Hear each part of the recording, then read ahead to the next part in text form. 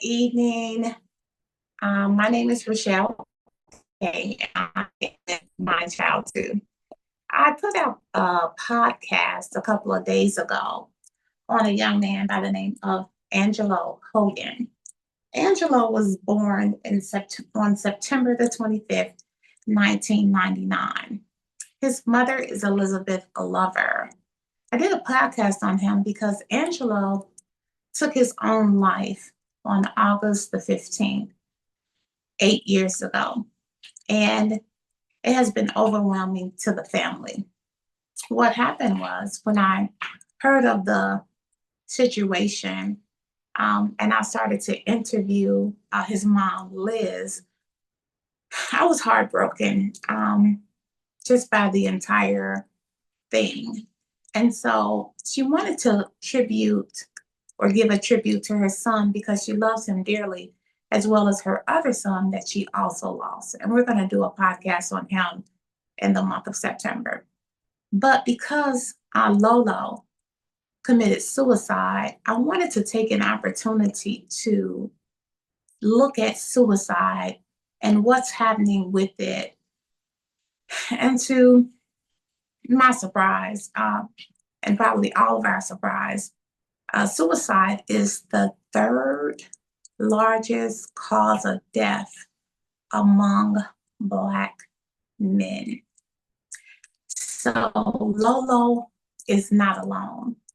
And as Liz did her podcast, she spoke about actions that he was doing up to the time. And it's happening, guys. Our children, sisters and brothers, they are taking their own lives. And through the research, I found a couple of things. So among it being the largest cause of death between the ages of 10 and 24 amongst Black people. Let me rephrase that to make sure that's correct. I also wanted to state that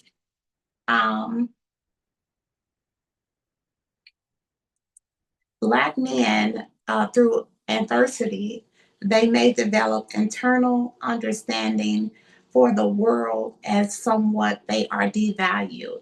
Devalued means reduced or underestimated.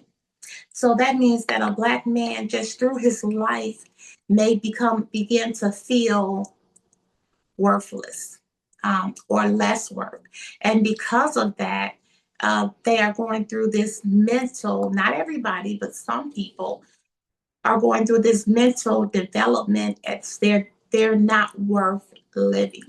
And I'm sure we can all understand because we've all probably came to a point in our life where something was going on and it made us feel devalued, or a point where we felt like maybe this is different. Maybe I should do something different or something drastic. Most of us come out of that. But what we're finding out for Black men is that they can start this behavior as early as 3 or 4 years old, where life is just beating them down, beating them down, beating them down.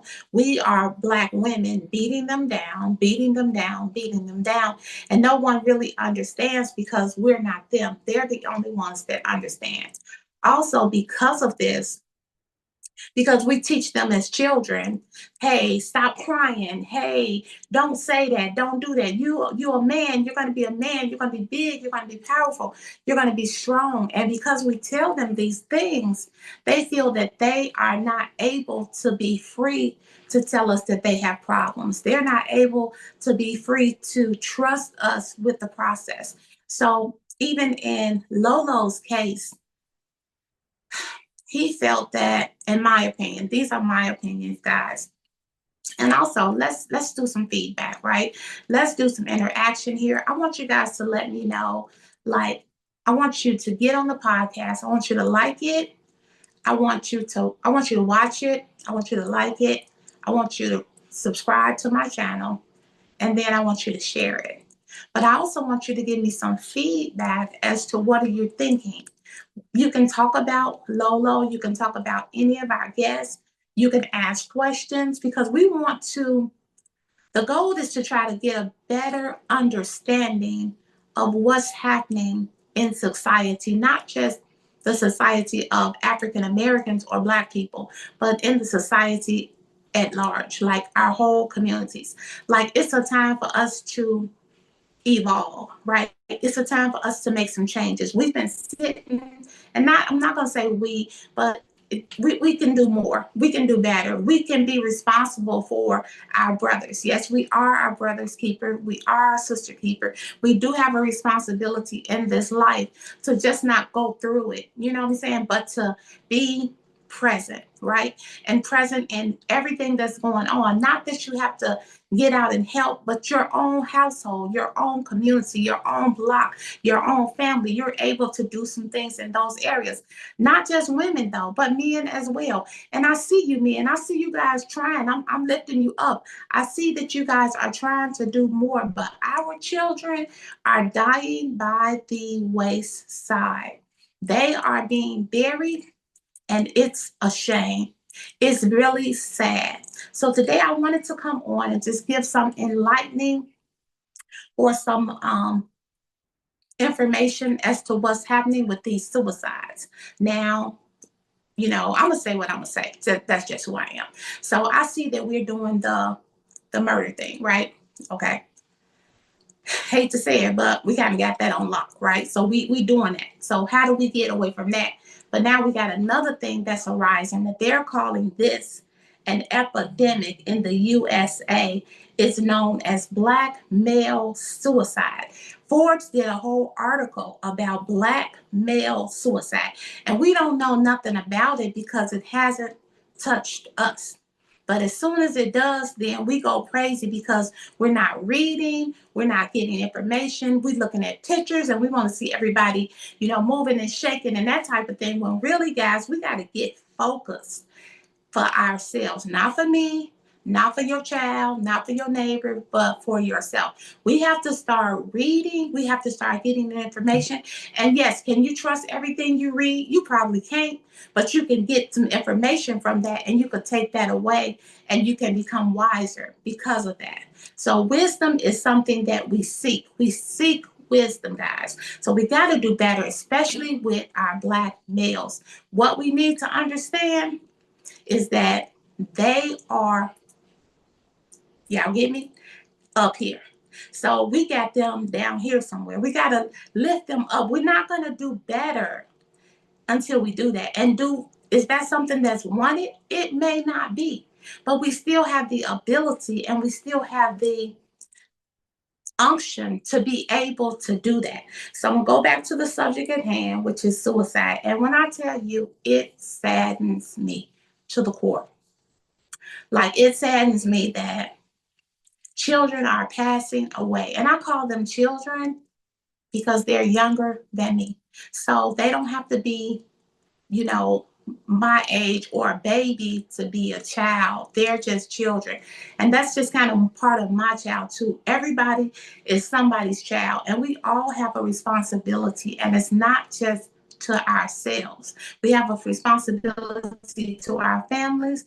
We have to do better, and that means all of us. So if we take this thing by the horn and we pay attention, maybe we could save one life, maybe we could save 1,000 lives. But we got to get on it, and the time is now because this suicide amongst Black men has become an epidemic, meaning that we don't even know about it, but it's happening in our communities all the time. It's happening in the United States all the time. So why is it happening? Because we're probably not educating ourselves nor educating our children as to what's really happening in the world. They're looking at videos, they're listening to music, we doing all kind of other things. When sometimes we can do those things if that's what we choose to do. I'm not taking nothing away from that, but we also have to do other things, right? We have to do important things. We have to focus on things that's going to be important for our lives. Not trying to give y'all like a history of what y'all should do because y'all grown, do what you want to do. But at the end of the day, sometimes we have to hear something to move us in the right direction. So that's all I'm trying to give y'all.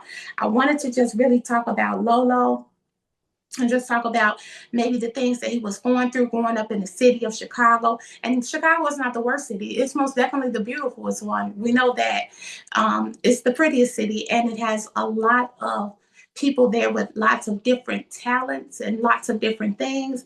And so Lolo, he's out there and he's going through life in the city as a young boy, and he's picking up certain characteristics and certain things that may not be what they should be, but how do we figure it out? One day he comes in the house and he says to his mom a couple of words, and then he kills himself with a gun in his hand. And that would have to be just overwhelming for anybody. It's overwhelming for me, and I never met him. You know what I'm saying? It's overwhelming that a child or somebody is going through life in that bad of a situation that this is the only thing they can do. And then he does that in front of his mom. While his grandmother is on the phone or in the house, the children are in the house, and he just feels like this is my only out. Life has to be pretty bad for you to feel that you can't even communicate to your mom or your family what's going on with you. And sometimes the reason a person can't communicate is what I just said earlier, is because we teach our boys not to cry, stand up, be strong. You ain't no baby. You a man. Do this, act like this, be this. When there's really no rule to parenthood, but there's also no rule to how we have to interpret things to our children. Not saying we should be soft, because guess what? I punch mine in the chest. I do all that. I did the same thing. You know what I'm saying? Hey, be a man. And that may be a way, but we have to realize that it may not be the way for everyone. So we gotta just start paying more attention. Um, just wanted to send some shout outs to the Glover family, just to tell them I appreciate them so much allowing me to come into their life and discuss something that's so precious to them. I wanted to let them know that as a community, guys, we are lifting them up. Actually, we're lifting up all these guests. I don't know what's right or what's wrong. All I know is that I've been given the assignment to try to clarify, unite, bring about some understanding, bring about some peace and some healing for the people that's going through these grieving, um, these grieving emotions that can take over you. And when we have a community that says, hey, I'm just not going to stop by and stay a few minutes.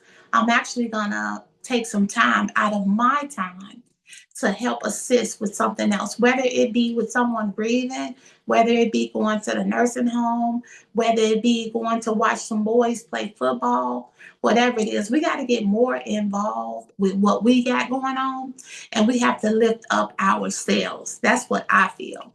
So, I know I kind of got away from everything, but they're saying that because of the health care that Black men have, because of the less education that they have, because of the disparities that they have, because of the racism and social injustice that they have, that this is bringing about a more of a devastating um, a devastating force on them, that is making them feel that the only thing that they can do is leave this earth by suicide.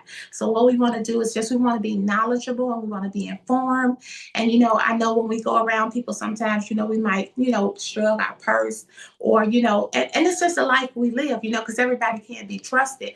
But we have to, at some point, we have to help, right? So even if it's just helping the ones that you could see in your home or on your block or your neighbors, we all have a responsibility to others. That's why we're here.